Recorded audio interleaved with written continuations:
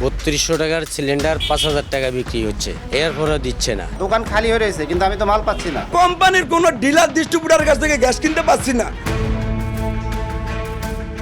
LP gas নেই, রাজধানীর অনেক দোকানে সাঁটানো এমন নোটিশ। সংকটের মধ্যে দাম নিয়েও চলছে নৈরাজ্য। সিলিন্ডার কিনতে হচ্ছে প্রায় দ্বিগুণ দামে, এরপরও পাওয়া যাচ্ছে না সব জায়গায়। বিভিন্ন দোকানে দোকানে ঘুরতেছি, বিভিন্ন জায়গায় কল দিচ্ছি, কোনো জায়গাতেই আসলে কোনো রেসপন্স পাইতেছি না। 1300 টাকা সরকারি রেট, এখন বর্তমানে 2500 টাকা আমরা গ্যাস পাচ্ছি না। এখন কেন এত দাম বাড়তেছে? এখন এটা দেখার তো কেউ নেই। আমার এখানে যা বোতল পিছনে দেখতেছেন সবগুলি খালি বোতল, এজন্য আমি এটা টানাইতে বাধ্য হয়েছি।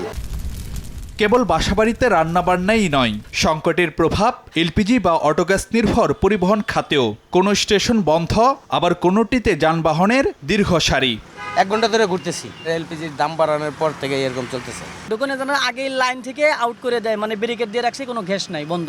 দেশে এলপি গ্যাসের মাসিক চাহিদা ধরা হয় 1,20,000 থেকে 1.5 লাখ মেট্রিক টন। ব্যবসায়ী সমিতির তথ্য মতে বর্তমানে মিলছে চাহিদার মাত্র 40% এলপি গ্যাস।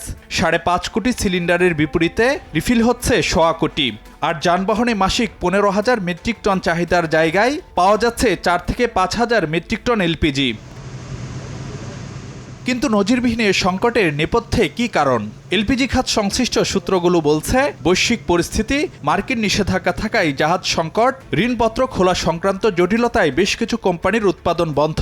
আবার কয়েকটি কোম্পানি আমদানি বাড়ানোর আবেদন করলেও জ্বালানি বিভাগ অনুমতি দিতে দেরি করায় এ পরিস্থিতি। আমাদের মোট 28টা লাইসেন্সি কোম্পানি ছিল এলপিজিতে। এর ভিতরে 7-8টা কোম্পানি ইম্পোর্ট করতে পারতো রেগুলারলি, আর বাকি 20টার উপরে কোম্পানি ইম্পোর্ট করতে পারতো না।